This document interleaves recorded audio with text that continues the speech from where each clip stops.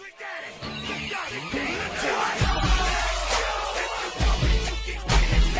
guys, welcome back to JC Automotive. Yesterday we went over how to check for play in your suspension of your car, and we found that in our car we needed an outer tie rod end. So today's video is going to be how to change an outer tie rod end.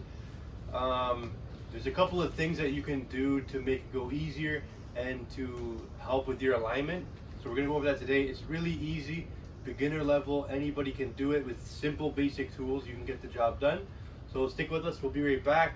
We're going to bring the car in the shop and we're going to get that tie rod. Okay guys, so we brought our car that needs the tie rod. It's an 08 Avenger in the shop. We got our replacement tie rod. So in case this is your first time doing it, you're going to want to go over a couple things. So we got our tire jacked up, we got our tire off the ground, and we got our new part. Now when you order a new tie rod, you're going to get your tie rod like this, okay? You're going to get a locking nut for your tie rod. Then you're going to get a cotter pin. These three things are needed to do this job correctly. The cotter pin is really important. If you lose it, go to the store and get another one. They're probably 5-10 cents each. You can get them no problem.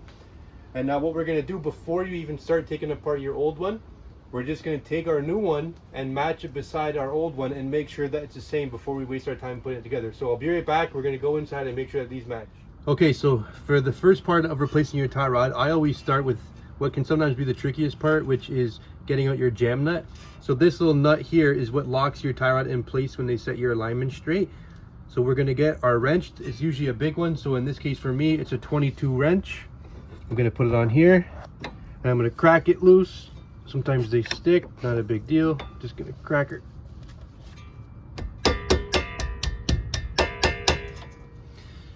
Sometimes they're a little stuck, that's no big deal. Let me get it on there. Ooh, get a good angle on here.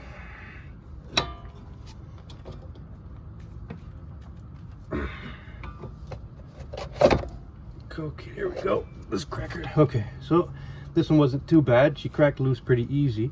And I'm not gonna roll her back too many threads because you can see that our inner tie rod is starting to move, which is, we're gonna need to get alignments after, but we're gonna try to keep it as close as possible. So we're just gonna roll it back. That's it. We rolled it back 3 turns. That's enough. So now we'll move on to the next step, which is going to be taking off the lower bolt. Okay guys, so moving on to the next part, what we're going to have to do is take off this lower nut on our tie rod to get it out.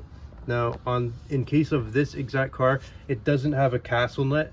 This is the castle nut. It looks like a crown, so it's not going to use the cotter pin. Now if your car does use the cotter pin, you're going to have to take it out before taking the nut off, but you can usually just take your flat blade screwdriver through the hole or a pair of needle nose pliers and try to take it out.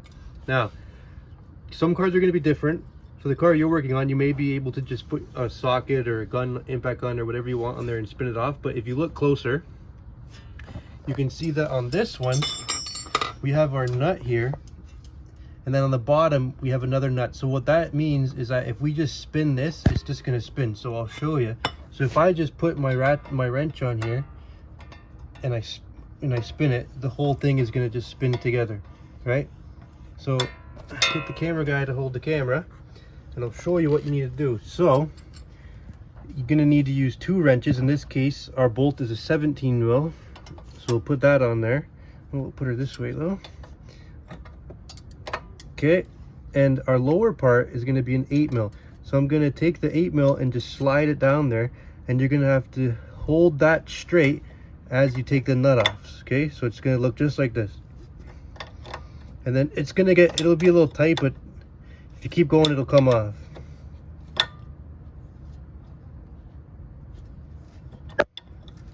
And one thing that you can do to make it easier for yourself is tighten it, loose it, tighten it, loose it, and that'll kind of help break the rust free, and it'll help make the job go by a little bit quicker. And eventually it will stop turning together and it will be a lot easier to take off, but until then just keep loosening a little bit, tightening a little bit, and that will help break the rust that's stuck on that bolt. Okay, so I've loosened it and tightened it a few times, and now it's coming off a lot easier. Okay, keep on going. Okay, she's a little stuck. Okay, but basically you just keep going like that until you get it all the way off. Okay guys, so we got our bottom nut off there, and now this one, it was really bad before, so it's already loose. pretty much, I can guarantee that's not going to be the case for you. It's going to be super stuck in there, especially if you live in the colder climates, and rust will build up on that surface there and it will be really hard for you to get it off. So there's two ways that you can get that off. Number one, which is kind of the old school way, take your hammer and you just smack the side of the knuckle right there super hard, as many times as you can, and it should shock and move the rust away and you should be able to get it out. Right now, if you can't get it off that way, and what might be an easier way for a beginner mechanic is to pick up one of these tools. Okay, this tool is called a pickle fork, and it's used to do stuff like this, to remove ball joints and tie rod ends and all that. So basically what you do, if you do go buy this, you can buy it at Princess Auto, Harbor Freight, Canadian Tire, wherever you live, and it's cheap, like 10, 15 bucks you can buy one, right?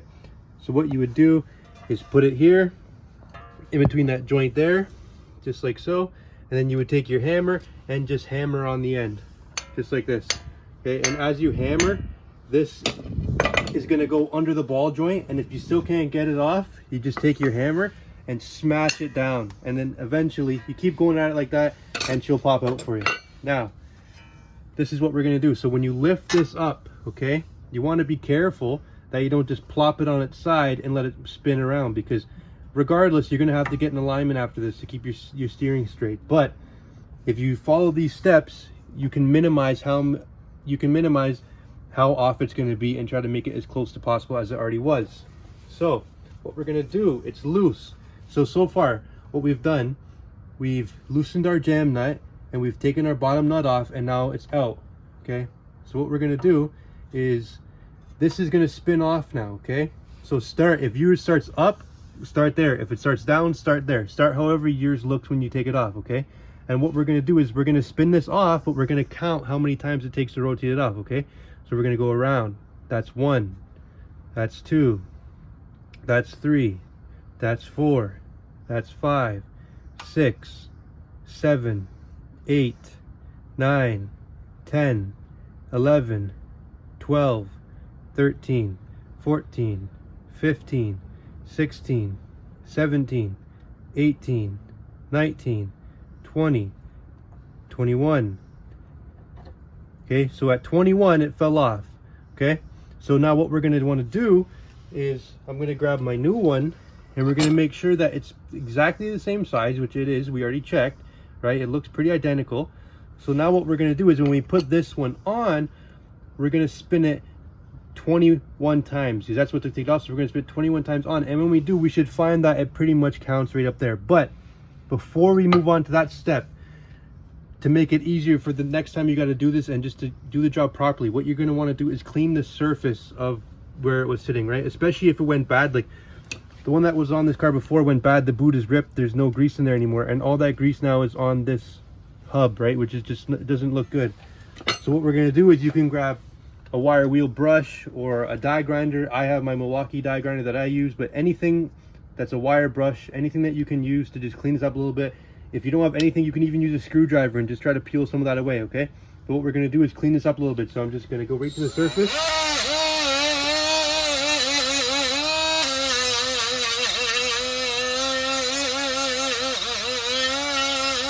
Okay, now we got a nice clean surface, and we'll do the same thing on the bottom. Right now it's shiny.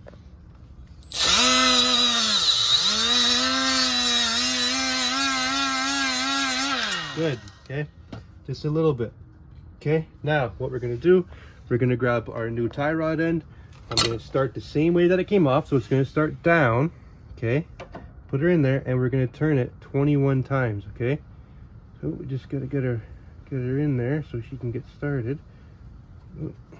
Okay, that would be 1, that's 2, that's 3, that's 4, that's 5, that's 6, 7, 8, 9, 10,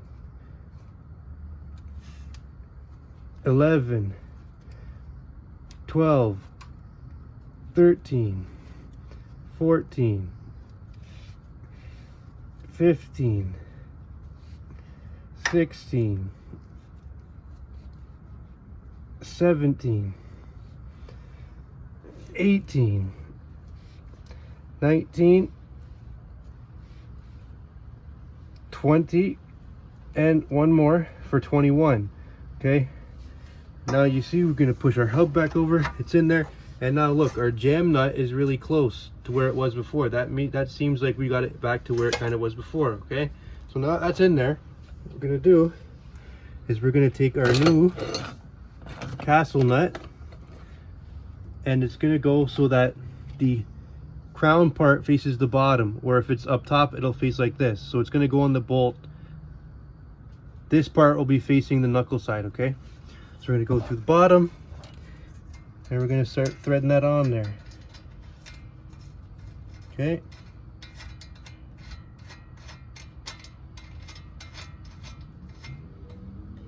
now you're going to figure out what size that is. It may be the same as your last one. This one is. So I'm going to use my impact here to tighten this up. Okay, that's pretty tight. Now pushed it down a little bit. I'm going to go back over with my wrench just to make sure that it is tight. Okay, it's pretty tight. And now what you're going to want to do is you got to line up with that hole. There's a little hole on your nut there. Okay, so I'm going to come down here and just, okay, so if you look closely, you can see there's that little hole in there. Let me focus the camera so you can see. Okay, it's not focusing too good, but you can see, there we go, right in there, there's that little hole, right? So what you're going to want to do, take the camera back, you're going to want to take your cotter pin, okay, and that's going to go through that little hole, and that's going to secure it from falling out. Okay, and then what you're going to want to do is take your cotter pin and fold it in half like this, and that's going to lock it in. Okay, you can either cut this one off, some people like to put both. It's really up to you, however you want to do it. Okay, but as soon as you got that part's done. You got it in there, it's tight, and you're good to go. Okay, and now the final step with your tie rod is going to go back to the beginning when we loosened that jam nut. Now we got to put it back, right? So we pulled it this way to loosen it, so now we're going to go back to it, and we're just going to tighten it up. Okay, just going to give it a few turns until it's tight.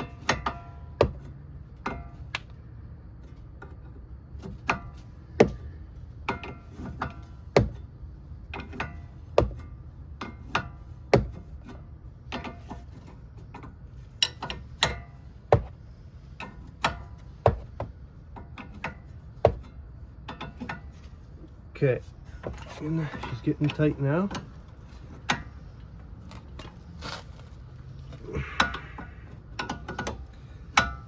Make sure she's nice and tight. Okay, good. Now we have our brand new tie rod installed in our car.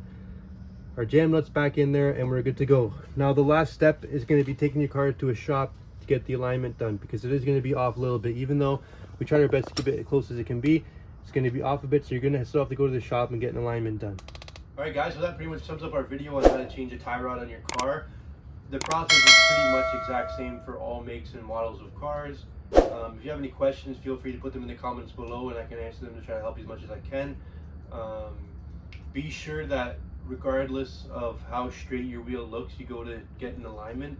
If it seems like it's really good and it drives straight, at least go get a check, because a check is usually free. Be sure to like, comment, subscribe. We're going to be posting a lot more videos in the near future. Thanks for sticking around, and I'll see you next time.